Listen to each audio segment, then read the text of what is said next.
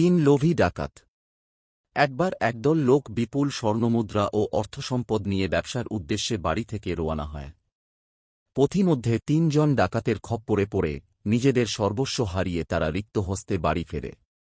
ডাকাত ৩ জন বিপুল স্বর্ণমুদ্রা ও টাকাকড়ি পেয়ে আনন্দে আত্মহারা হয়ে পড়ে।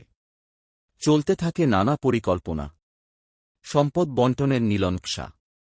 এমন সময় ডাকাত সর্দার বলল, আমরা ক্ষুধার্ত, আগে ক্ষুধা নিবারণ করি, তারপর সম্পদ বণ্টন হবে। অতএব সর্বাগ্রে বাজার থেকে কিছু খাবার নিয়ে আসা হোক। ডাকাতের একজন তখন খাদ্য ক্রয়ের অনুমতি চাইলে সর্দার তাকে অনুমতি দিলেন। অনুমতি পেয়ে সে বাজারে রওয়ানা হল। পথে যেতে যেতে সে ওই ছিনতাইকৃত স্বর্ণমুদ্রা ও অর্থকড়ি কি করে একাই ভোগ করা যায় সে পরিকল্পনা আঁটতে লাগল। অনেক চিন্তাভাবনার পর স্থির করল যে খাদ্যের সাথে বিষ মিশিয়ে 2 বন্ধুকে হত্যা করব। তখন সব সম্পদই আমার হয়ে যাবে।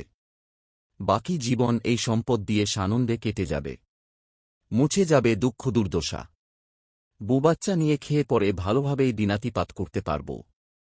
সম্পদের এই মোহে পড়ে সে সিদ্ধান্ত অনুযায়ী খাবারের সাথে বিষ মিশিয়ে বাজার থেকে ফিরে আসছে। অপরদিকে ওই 2 জন চিন্তা করল যে এতগুলো সম্পদ 2 বন্ধুর মধ্যে বণ্টন করতে পারলে পরিমাণে বেশি হবে।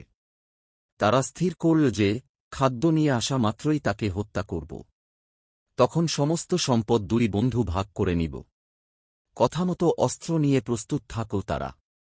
খাদ্য নিয়ে সে ফিরা মাত্রই অপেক্ষমান 2 বন্ধু অস্ত্রাঘাত করে তাকে শেষ করে ফেলল। এবারে অবশিষ্ট 2 ডাকাতের মধ্যে যে অধিক শক্তিশালী ছিল সে চিন্তা করল, যদি আমি একাই এই বিশাল ধন ভাণ্ডারের মালিক হই তবে আমার চেয়ে আর কে ধনবান হতে পারে। আমার জীবন ধন্য হবে, সমস্যা দূরীভূত হবে, দারিদ্র্য বিমোচিত হবে, জীবনে আর কোন সমস্যা থাকবে না। এই দুর্ভিসন্ধি অনুযায়ী অপর সাথীকে সে হত্যা করে ফেলল। পরপর 2 সাথীকে হত্যা করে সে আনন্দে উদ্বেলিত। তার লোলুপ দুচোখ অপলক নেত্রে তাকিয়ে আছে ছিনতাইকৃত সম্পদের দিকে। একাই এত সম্পদের মালিক, এই আনন্দে সে পাগলপাড়া। সাথীদ্বয়কে হত্যা করে স্বভাবতই পরিশ্রান্ত হয়ে পড়েছিল সে। সামনে খাবার মজুদ। ভাবল আগে ক্ষুধা মিটিয়ে নেই, তারপর সম্পদ নিয়ে বাড়ি ফিরব। অতঃপর প্রত্যাশার পরিসমাপ্তি ঘটল যখন সে বিষ মিশ্রিত খাদ্য গ্রহণ করে জীবনের পরিসমাপ্তি ঘটাল।